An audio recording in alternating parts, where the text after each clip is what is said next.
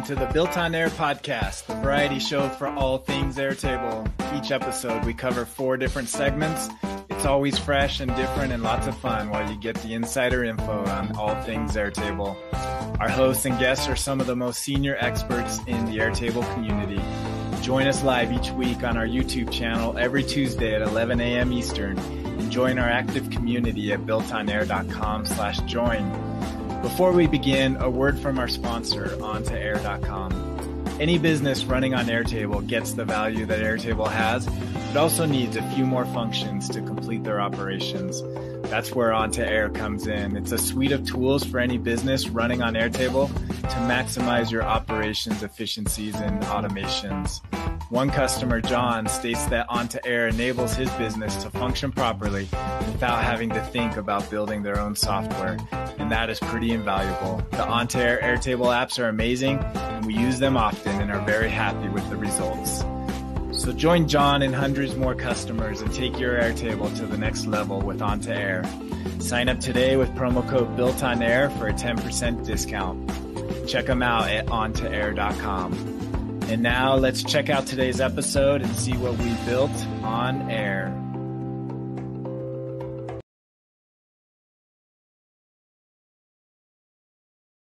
I'm not ready. Welcome to the Built on Air podcast. I need to share my screen. It's like I've never done this before. We are live and we are in our final episode of the season.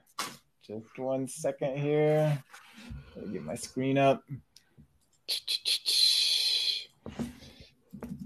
We are newbies. There we go.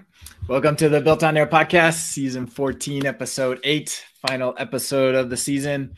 We'll be off for a month and then we'll be back in July. So good to be with you one final time before we take a little break.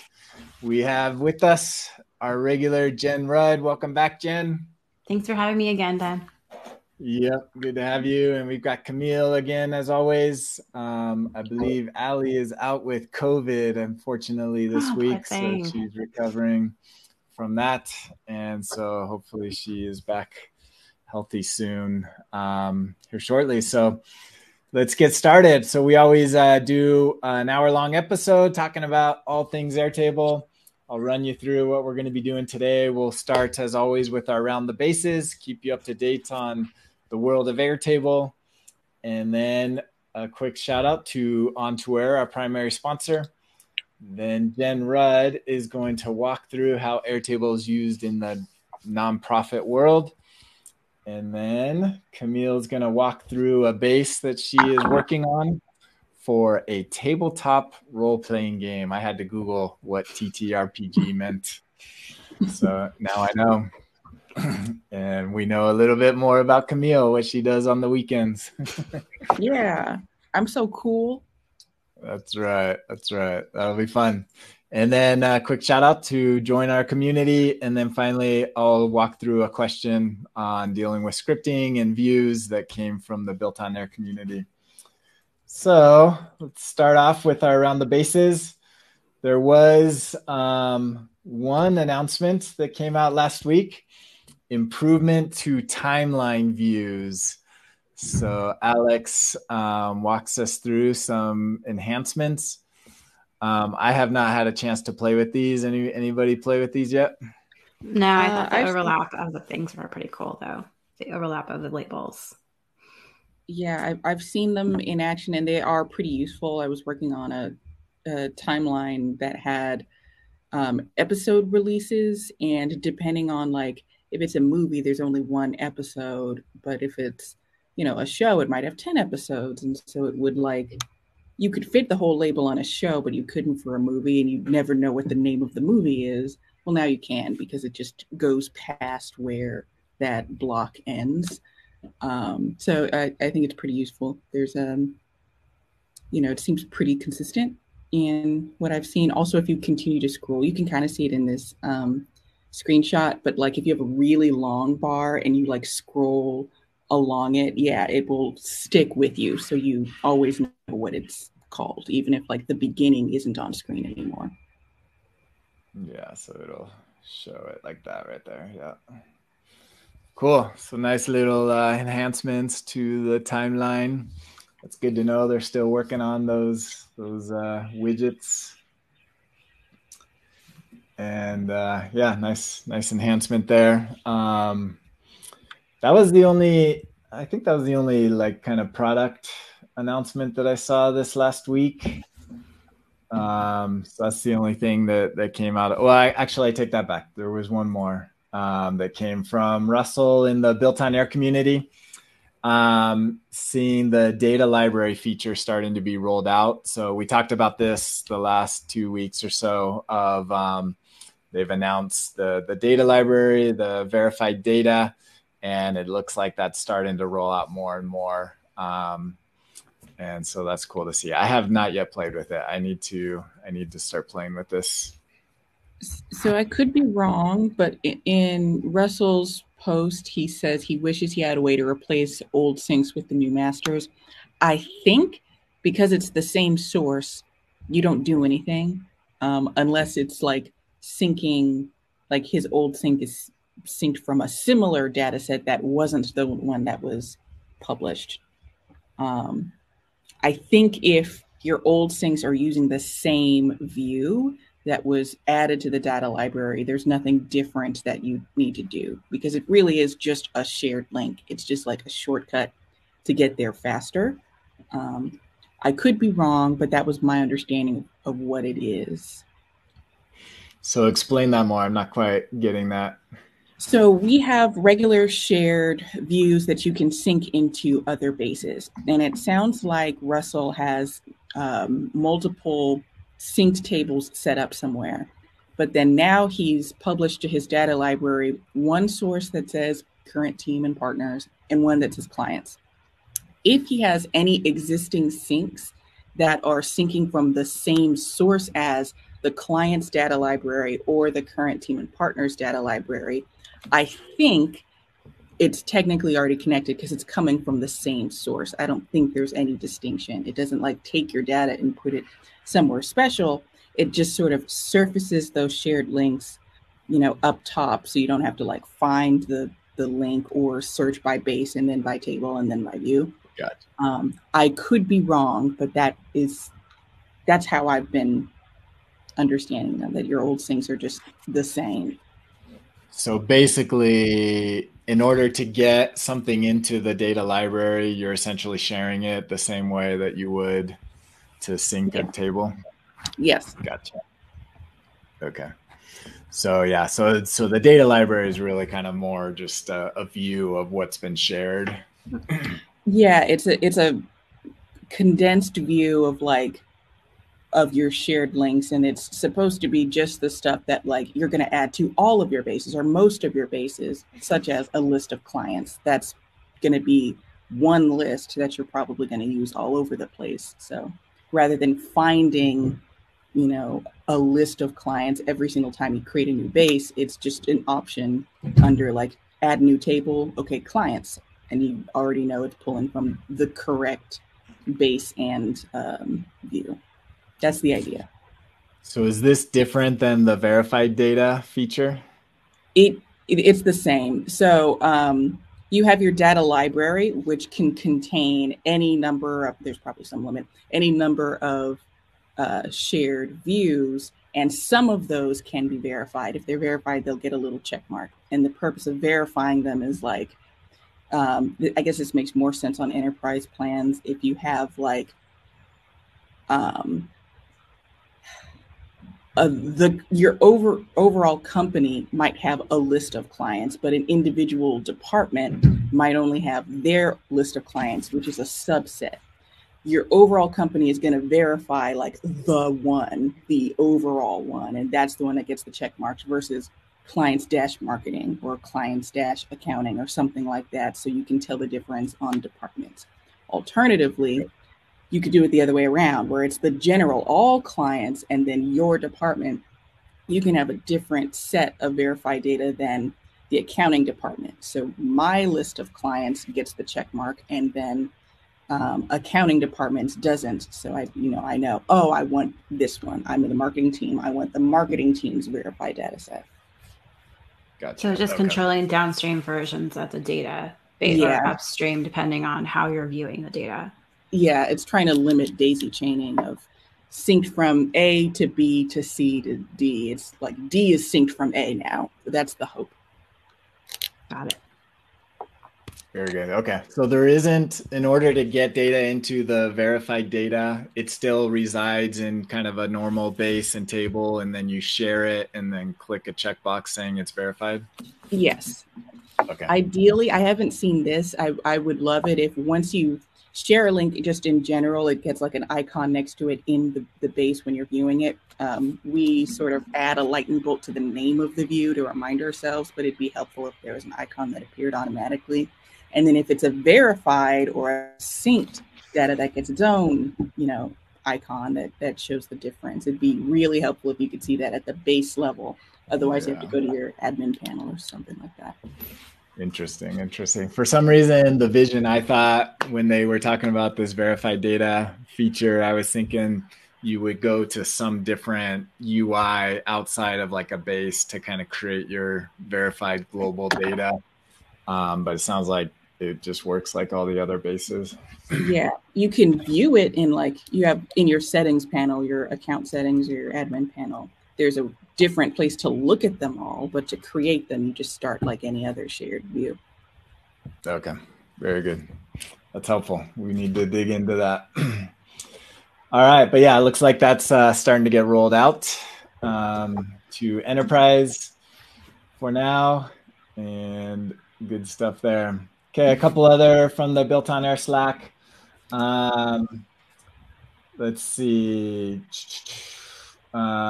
This question was, does anyone know if there's a way to sync an updated field in Airtable to update a cell in Excel?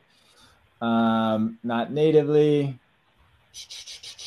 I'm trying to remember why I picked this.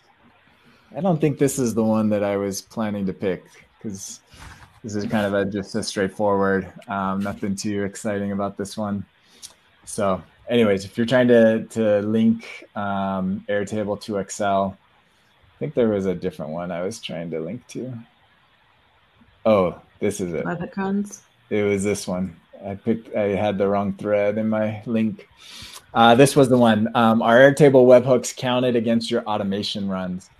Can't seem to find documentation on this except to do that. So just kind of explaining how automation. So basically, if you're using automations to start if you're using webhooks to start an automation, then that counts as an automation run. So however many times you hit that webhook will count as one automation run per execution.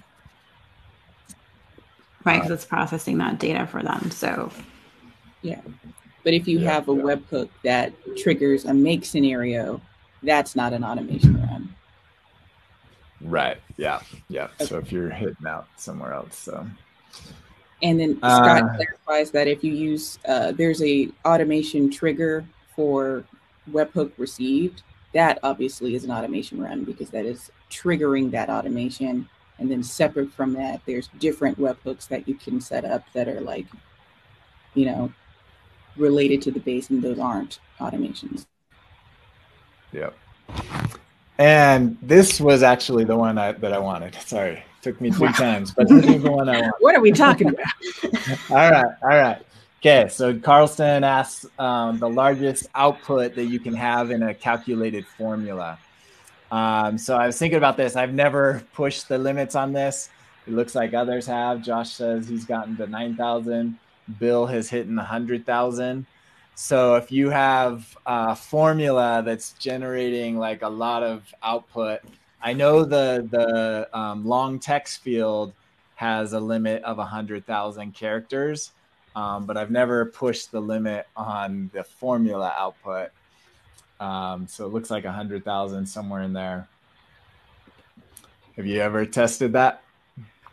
No, but I have a couple of different implementations that sort of log a history of record changes in a long text field in the form of JSON. And I sure hope it never gets to this level, because I've tried to do it as compactly as possible, but I was under the impression that it's some thousand amount of characters, and if it ever gets to that level, then we should be tracking it that way anyway, I don't think. Yeah, I've had some roll-ups, and it gets pretty gnarly, but I haven't hit the 100K yet. But I have maxed out the Google Doc automation multiple times, so that was fun.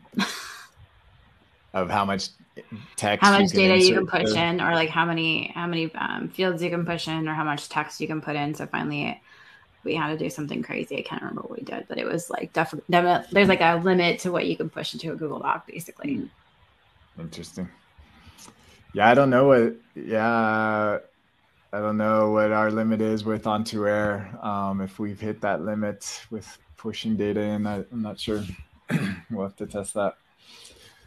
Cool. Yeah. So there are definitely limits. Somebody, if you want to let us know what the max is, if you can get over 100K, beat Bill's output, that would be great.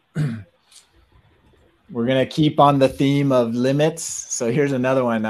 There's lots of people talking about limits. Limits that, like, probably if you're hitting these limits, there might be other ways to do things. Here's another one. So with URL pre-fills of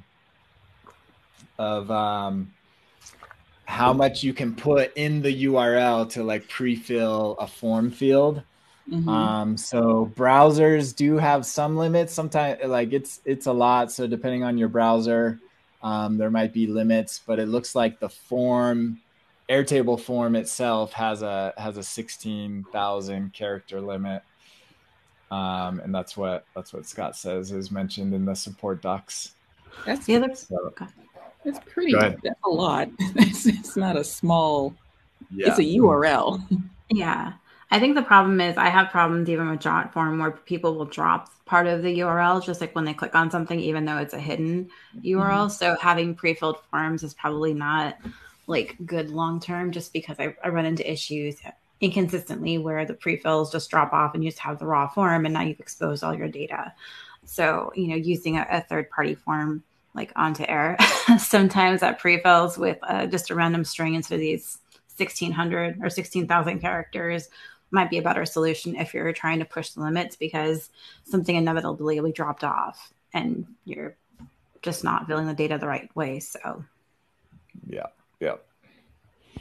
yeah, for sure. So that's and then you got to worry about like encoding that long text. Make sure you don't have any funky characters in there that could cause some damage.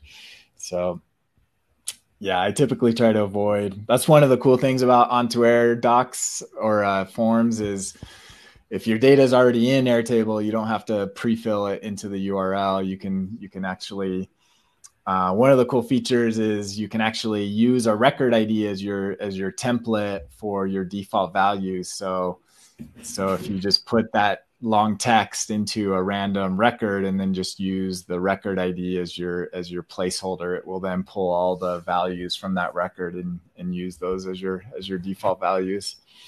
So that's kind of a cool feature. And make it so they can't edit anything. Yeah. And then you can make them read only. Yep. So anyways, more limits. Somebody should collect. Maybe we should do that of like just every limit possible of Airtable. That would be a nice resource to have. Maybe Scott will do that. So we're continuing with the Airtable forums. This was a really good article by friend of the show, Kavan. Just talking about the different roles and jobs related to Airtable. And so if you're thinking about, I like Airtable, what are some things that I could do for a career in Airtable? This is a really good, just kind of just breaking out all the different things that you could do and different roles. And people have some questions about that and how people got into it. So worth checking out if that's of interest to you. And yeah, we've got a couple representative in this group as well amongst here. All right, last one. Continuing last week, if you didn't catch last week's show, it was all about AI, and we had Bill French along with Lorenzo Lee talking about Airtable and AI in the future. So Bill continued with that theme and wrote a good article on the Airtable forums talking about an AI first mindset and mindfulness. And how that can help you in your career. And so uses Airtable as an example of, kind of using AI instead of maybe regex, and the differences between those two approaches and where AI can take things up a notch from there. So good article if you want to dive deeper into that world of AI. All right. I believe that is all we had. Any other news that you guys can think of? Not that I can recall. Okay. It's a long weekend coming back from, so. I know. It was a long weekend, yeah. So Airtable probably didn't push anything. Maybe this week there will be some pushes. Definitely over the next 4 weeks while we're out, there hopefully will be some announcements made that we'll review when we get back. Okay, check out ontoair.com if you are running your business on Airtable. It's a suite of tools and apps that help you do more with your Airtable. If you rely on your business within Airtable, then you definitely need to check out the suite of apps that Airtable provides. For today, we're going to highlight a case study that we just put out. Hannah finished this.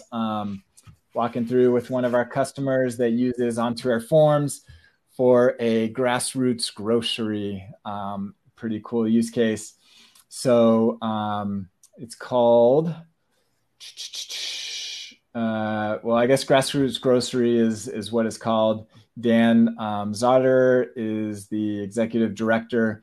And this case study walks through how they use OntoAir Forms and Airtable to set up groceries that can help families. Every Saturday they kind of have an event, and the people fill out what they need through the forms, and they track everything in Airtable. So they have 3,000 volunteers, fresh produce that gets distributed to families in need.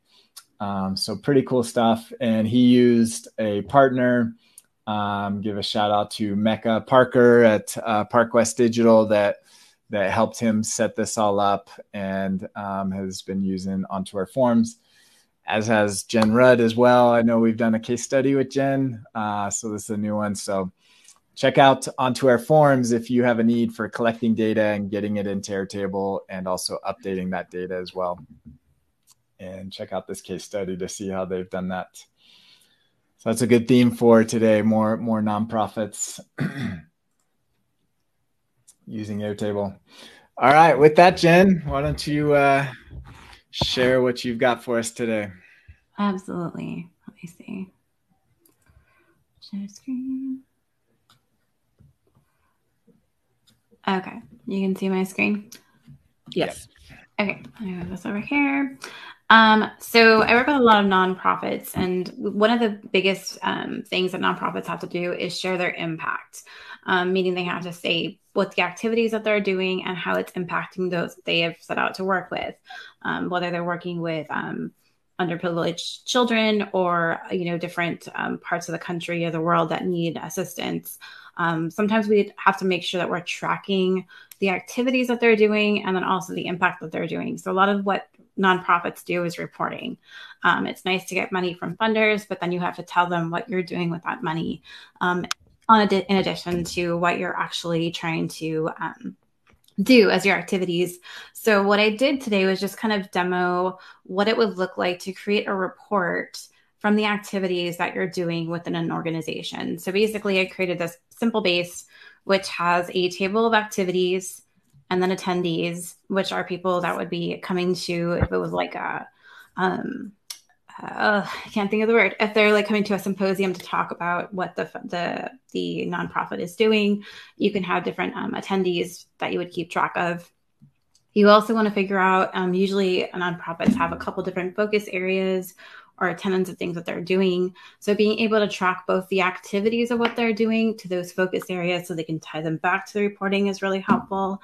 And then also, especially if you have people interacting with the organization, sometimes you want to have an evaluation of these activities. So basically what I did here is I created an activity table, which keeps track of the activity name, any notes on it, the attendees, the activity date, the location, what the focus area is, and then also a place to keep track of all of these evaluations. And also there's some other information that they might need to have, maybe who the actual attendees are, but also maybe the number of attendees that are coming to this activity or event. And so basically we're doing this because we want to be able to generate a report by tracking who's coming to the event and their evaluations for this event. So we have an event here, which is like this global partner meeting, and we can add different people. And I just use a random person generator to add a bunch of attendees. And you can see that I'm using a count field here, which just tells me the number of attendees that are attached to this, this particular activity. If you wanted to also keep track of attendance, you can also roll this up and say only count the number of attendees who actually attended the events. You might have invited 150 and only 8 showed up. So it's good to have those differentials of both who was invited and possibly also who actually attended, just for your reporting metrics and so forth. So then we have these attendees and we have this evaluation. And we tried to make the evaluation very generic because you wanted to use it for multiple activities. You might have different evaluation forms based on what type of activity they're doing, whether it's a meeting, a symposium, a small group session, or if someone's coming to an event that you put on as the foundation. So basically, I just did a very general evaluation form that we can use over and over again for any activity that someone attends. And here we're just linking the activity, the attendee, their overall experience, key takeaways, maybe some suggestions for the next event, and would you recommend to others? Then for the attendees, I just we talked about pre-filled the attendee name into the form so that when somebody gets this link, so for example, this is for Moana, you'll see that the attendee has disappeared because we pre-filled their name. I think we're only seeing your Airtable. Oh, yeah. Okay. Share this tab. There we go. Better? Okay. Yeah. Yep. All right. So basically here, if you look at the URL, I pre-filled the attendee's name with the record ID, which also is helpful. We can't see the URL. See that. Okay. Let me try one more time. You share the window. Share screen. Click on the window tab. Got it. I'm smart. Only had one coffee this morning. Okay, can you see my Yep. Okay, so if you look at the URL, I pre-filled the record ID, and that's because sometimes people change their names or you have placeholders, so it's always good to use, you can use a person's name, but just because to Dan's point about encoding URLs and so forth, an ID, a record ID string is an actual string, so it's much easier to add to a URL. You don't have to worry about encoding or weird characters, and it's also just shorter theoretically. So it also lets them know. It also, if someone's looking at the URL, they're not saying, "Oh, that's my name." Maybe if I delete this, if they're nosy, then they can expose all of the attendee information. So you're exposing your entire base. So if I was to just take out this pre-fill. And here, you'll see that you can now pick from an attendee list, which you may not want to expose to people in general. So that's why we use pre-fills a lot, is to hide the data from people without exposing the information. So we're just going to do Moana here, and then we're going to pick the activity. In the activity, what I did was I created a view which says, okay, only show me the events that happen in the next 10 days. So they don't have a huge list to pick from, so they can't pick the wrong one. So whenever you have pre-fills or just forms that you want people to fill out, the more that you fill it out for them or restrict what they can pick, the less chances they have variables to make changes. So here we have the global partner meeting. They do the overall experience, their key takeaways. suggestions for next events, and then would you recommend to others? So when somebody submits that form in the evaluations tab, it gets linked to that attendee.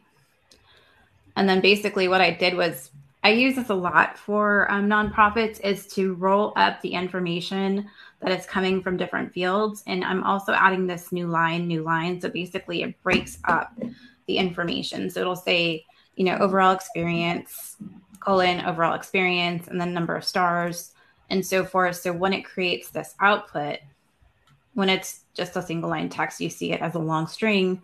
But here you could see it's broken up like a normal person would type it out. You would say their overall experience is 5 stars. Here's their key takeaways. So you have these variables from different people, but it's formatted in a way that you can add it to a report.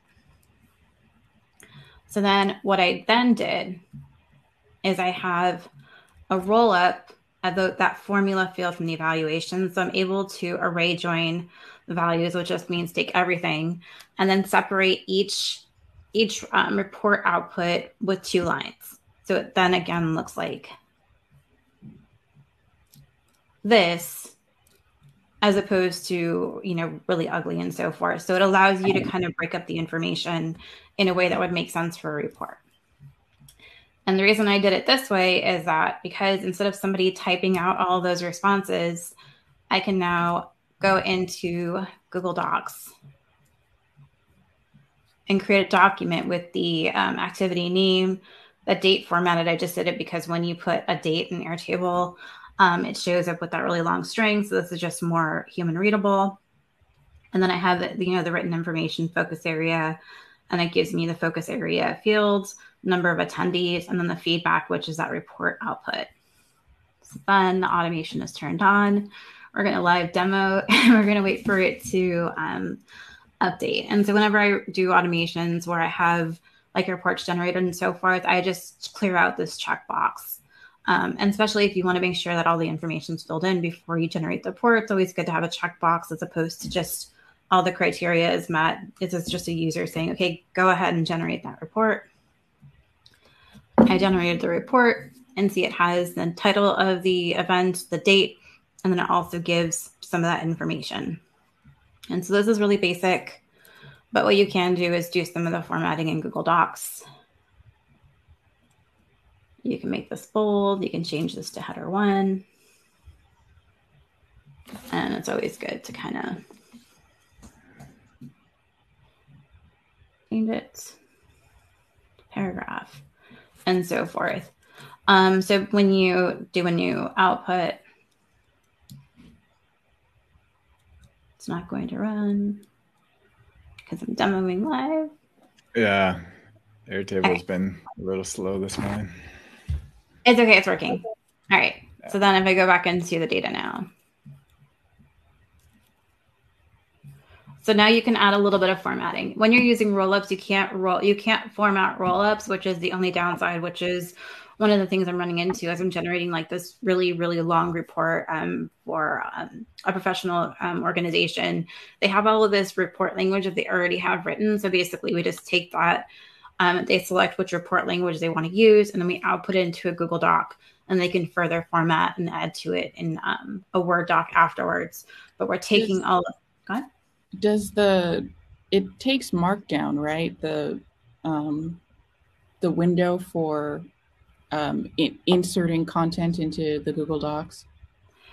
It does, but it doesn't really take Markdown necessarily. I tried different Markdown outputs, and it just doesn't really. It basically whatever the formatting here. Mm-hmm. I'm happy to try Markdown. So like, because I was running into this when I was trying to do a link. So like, link here.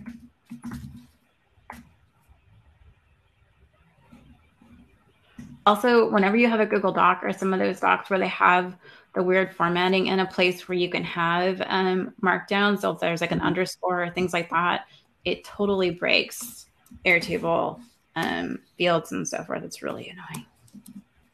So sometimes I have to shorten the links again.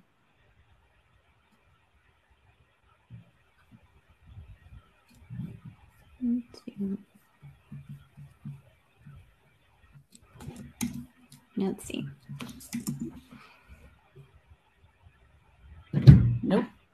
Well, we tried. Yeah, it's helpful for like the first cut. Like, so a lot of this, like if you just need an output, it's kind of fine. But you can always do third parties to make it prettier, like Document. I've done a lot of reporting with Document for some nonprofits. So it's really helpful to use third parties. But I think the more that you can at least structure how you want responses, or you structure how you want the format of all of these reports to come in, and then request information or set up information in Airtable in such a way that lends itself to that output, the less time the team members can be like typing reports and doing the administrative stuff that's really helpful, that actually helps to generate more funding, but it also helps them focus more on driving impact than reporting on that impact. So, but then I've shown like 6 or 7 people how to do the just the basic reporting output, and they're like, that is the most amazing thing ever. And it really is just formatting it in a formula and then using this rollup functionality to drive how it's written out. So definitely helpful to just, again, formalize how you want the inputs to maximize the outputs. Very cool. Maybe what's your experience been just working with nonprofits in general? How has Airtable helped or impacted those? It's helped a lot, especially as like these are these organizations that are doing great things, and it's either a lot of distributed teams working in different locations at different times, or they're very small grassroots and they're doing a lot of things. I've worked with Hood Huggers in there in North Carolina, and they do some great things with community gardens and helping underprivileged youth and things like that. So there's doing so much with a very small team, and using forms like we use OnToAir forms just so the youth can check in for their work times and so forth. So it's really helpful because now we don't have to go in a job form and like recreate the form each time. They can just change the fields in Airtable, and now it's updated on the form and things like that. So it's really helpful to be able to get information so that they can run their organizations in a more effective manner, but also like be able to spend more time working with people because they have the structure behind it to make sure that they have everything that they need to do what they have to do. Awesome. Thank you. Thank you for sharing that. That's good stuff. Very applicable to all use cases. So not just nonprofits. All right, Camille, let's get nerdy. Yay. Character sheets for TTRPG. Am I sharing my screen? Yep. Okay, so there is a new tabletop role-playing game called Candela Obscura that just got released recently, and I was looking through the rule set, and it seemed simple enough that I wondered, can I build this into an app? Just because I wanted a side project to work on. So here is an example of a character sheet. So every character is going to have a name, and here are all of their skills, and you fill in these dots for how good you are at moving or things like that. And then you have essentially your health or these 3 batches of 3 stripes over here. And there's a bunch of stuff on this sheet that the idea is when you play, you print it out and then fill in these different marks with a pencil and then erase them as you take a point of damage or fill it back in as you heal. But, what if this were an app? Why not? So I started by creating a quick prototype in Airtable, of course, and I was able to get it pretty quickly. You could see I have a handful of tables up top. The most interesting piece of it, I think, is probably this field here. There is a concept in the game that you as a group, you have 24 points. And once you get to point 7, you get some kind of reward. And if you get to point 14, you get some other reward. Point 21, some other reward. And then there's 3 more points after that. I wanted some like visual indicator of that progress as you go. And so this is a somewhat complicated formula. You can see all the substitutes that are happening. where I'm taking all of that. I thought it would be worse. That's actually. Well, you know what? It took some time to get this to work exactly how I wanted. And, we've shown on the podcast before things like, this is basically the same thing, but simpler. It's basically just a rating where if I took a point off, this one would be gray versus all yellow. But this one, because it was so complex, the output, we've reached the 7th thing, and now it's a goal.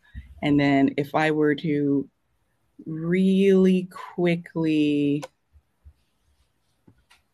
and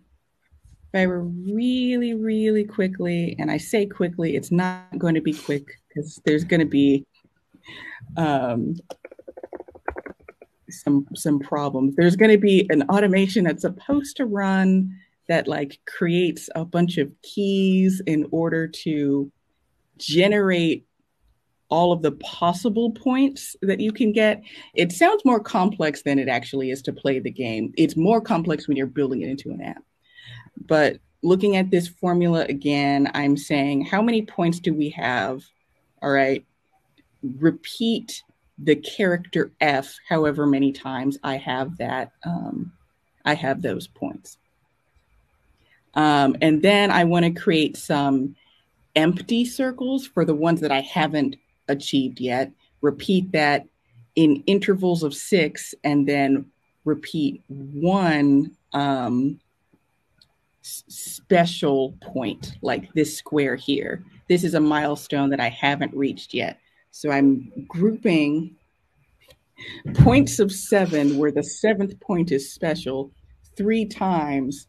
And then at the end of the formula, I'm only taking the portion of unused points. I'm taking away like the placeholders for the ones that I've actually achieved. I don't think that made any sense. Did that make sense to you guys? It does, but my brain hurts thinking about building that formula. Yeah, it's a long and complicated thing. And the reason why I made this project is for things like this, where like you go back to the character sheet, that isn't actually on this one, it's on a different one. But in real life, this is so simple, right? You just fill in a dot on a page and then you erase it when it goes away. That's really, really simple. But I wanted to try and do it programmatically. And then this is what you get eventually once you deal with all the formulas. And then I put it into, a character sheet. You have it laid out a particular way. Here's that same thing again, but now we're on an interface. And then each character has their own sheet. And here's where I started to run into problems. You'll see move, strike, control are the same things as move, strike, control over here. You can see that the maximum number of circles I have is 3. But this one, I don't know if you guys can see, is kind of like, it has a thicker outline. That means when you start as this character, you only have 1 move, you have 1 strike, you have 2 hide, because these 2 are darker. The problem I was running into is I wanted it to look like the character sheet, including this sort of diamond symbol, which sometimes is filled in and sometimes isn't. I can't really do that well in Airtable or Airtable interfaces. I have a rating field that I can control this formula output, but I had no real good way of controlling this sort of diamond thing off to the side. And that's where I started to think, can I build this again somewhere else? And so I did. This is now Glide, where the data source is that same Airtable base. So we look, I think, better. I think this is a cleaner layout than what I'm capable of doing in Airtable, but I can like control some of these other dots. But the problem with Glide is I don't have the particular plan that makes record updates immediate. So I just clicked this minus button and it's going to take forever for this to go from 2 dots to 1 dot. Then I thought, can I build it again somewhere else? And then I did. So I've been saying that I wanted to try out Xano for some time now. This was the project I decided to give it a go with. Xano is an API builder and a database that I was able to create an instance of in order to design it again in WeWeb, which is like Webflow, but more like programmatic. And so all of that to say, I now can go and look at this version of effectively the same data, except now this looks even closer. The layout is, instead of vertical, I made it horizontal, but that was a design choice. But the reason why I like this one the best is because all of these now are buttons. I can click directly on this diamond shape and it controls that value. And then the same thing with all of these dots up here. Whereas back in the Airtable version, I had no way of making this clickable. This would have to be like a separate checkbox, but there's 9 of these. There's these 3, and these 3, and I didn't want 9 checkboxes in addition to 9 rating fields, in addition to all the other fields. It seemed really complex. So this is probably going to be how I spend my spare time for some time, just trying to figure out what is the best way to recreate this thing digitally. And so far, it's been hard.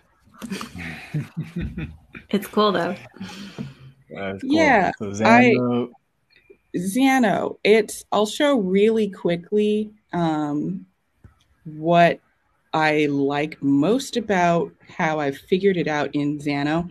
If I go look at my base and look at my character sheet, I have a whole lot of fields, and you have multiple things called drives.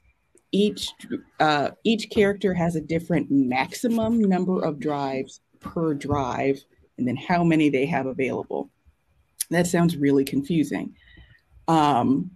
And it's hard to keep track of in Airtable because each of those has to be a separate field. But in Xano, they have a field type for a structured object.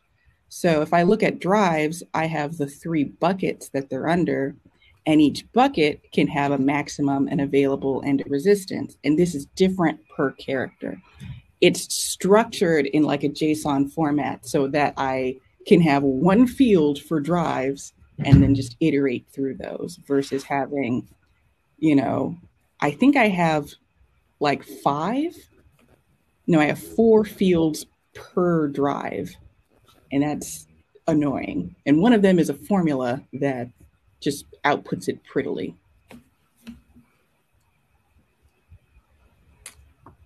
Excellent. Very cool. And WeWeb, so WeWeb talks to Xano just like a Postgres database. Yes, it also can, a native data source is Airtable. So at the end of the day, I could build this exact thing using Airtable as the data source still in WeWeb, but I wanted to try out Xano, and I do really like the option of having a structured JSON field type in Xano. I wish Airtable kind of had either a structured data type field type or like plain JSON as a field type, because I use it all the time. Yeah. Awesome. Thank you for sharing that. We'll see how it ends up. You'll need to show the company behind that game what you're working on. I mean, I don't think I'll ever get it into a point where it's like, hey, people, you should use this in your actual games. I want to get it to a point where it's fully functional, and it is at this point. Everything you see on this page works.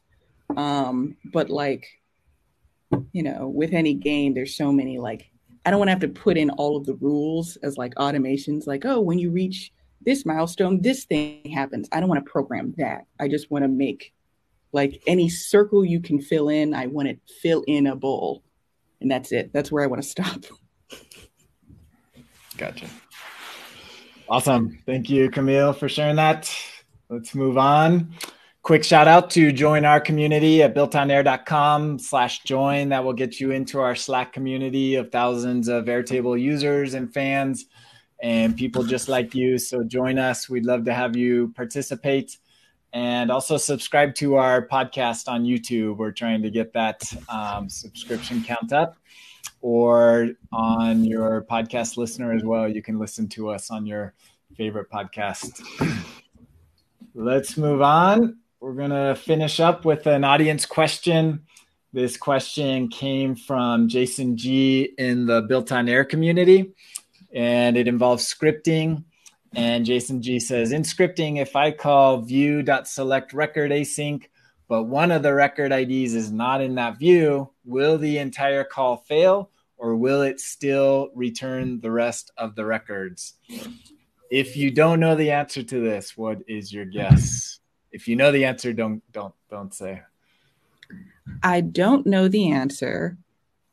I feel like if one is missing, I don't know if I would want that to be an error. I think I would, well, do I want to know that it wasn't in? I don't know.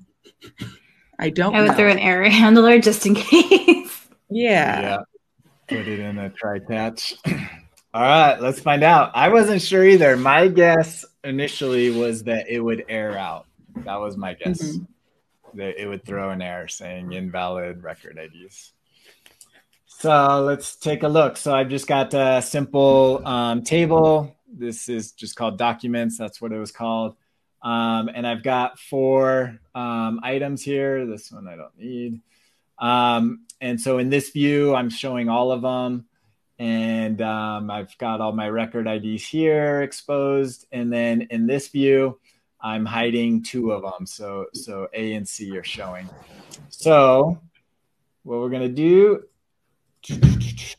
over here. So I've got my variables for, this is the table ID. Here's the view ID for the view that lists all of them. And then here's the view ID for the one that just lists 2 of them. And then right here, here's the list of all of the record IDs. So I get my table from the base. So here's a reference to the table. And then here's the reference to the view that we're going to use. And then here's the command for selecting the records async. And when I was writing this, I could have sworn, did this change? Maybe Camille, you know, I thought that there was one parameter for the record IDs and then a second parameter for your options. And maybe I'm just making that up, but now it's changed to where you pass the record IDs in as part of the object. I don't recall that being the case. Anytime I've used record IDs, which I didn't use for quite some time, but I've been using it more and more recently, it's been a parameter of the options object. Of the object. Yeah. Maybe I was just hallucinating that. But anyways, so this is how you get the record IDs. And then this is a quick shortcut to get all the fields so it doesn't complain about not specifying the field parameters. You just get them all from the table. And then I'm just outputting them to see what it is. So this one, I'm going to run it first with the view that has all of them. So this one, as you expect, should return all of them because all of those fields are in there. So we get all 4 back with all 4 records. So now if we change this view to be the view sum, we'll find out if it's going to throw an error, going to return them all, or maybe it just ignores it. Maybe it says, if you're asking for all the record IDs, then I'm going to give you all of them, regardless of what the view has filtered. So those are probably the 3 options that it could do. And it returns no error, and it just gives you the 2 that are in that view. So it actually ignores the other 2 that you're asking for. So the filter is what decides, not the record IDs being specified. Yep. So it basically, so this record IDs, it says return us all record IDs that exist in this view. What about if you only wanted to see one of the record IDs in that view? Then you would need to specify that in your list here. And so it would only return one? Yeah. Yeah, if you did this, then it would just return that one. Yeah. So now the question is if the record ID was invalid, then it just returns empty. So it basically treats those unknown record IDs as invalid. So if you pass in an invalid record ID, it's not going to throw an error. It's going to just assume that it's a search, effectively. It's like how many results match your query. In this case, it's record ID equals this, or is one of these. And if none of them match it, then to Airtable, I guess that's not an error. It's just none match. Yep. So you do that if you're trying to see of all of these records, which one of them fits this criteria, which is the filtered view. Yeah. Mm-hmm. Yeah. Yeah. Yeah. So I wonder if, under the hood, it might be converting this to a filter or a select filter formula. Mm-hmm. And it might be saying if record ID equals this, or if it equals the others. That's what we do a lot with when you use the API. It doesn't have this where you can pass in record IDs to the API. You can do a single one where you just pass in the single record to get that. But if you are saying return multiple, like specific record IDs, then you have to use like the or, and you say record ID equals A or record ID equals B. And so in that scenario, it would work the same. So I wonder if that's what it's doing under the hood. So that is good to know. We've solved that mystery. So I'll reply back to Jason G and let him know that mystery is solved. Yay. We did it. All right. And that concludes the season. So we will be back in 4 to 5 weeks at the beginning of July. So probably after the 4th of July. Maybe we'll start a week later, but excited to see what comes out in the next couple weeks while we're off. And thank you all for joining, and we will see you next time. Absolutely.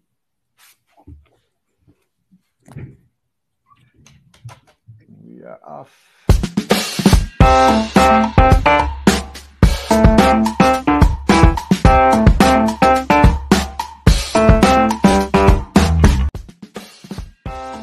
Thank you for joining today's episode. We hope you enjoyed it. Be sure to check out our sponsor, ontoair.com, and we will see you next time on the BuiltOnAir podcast.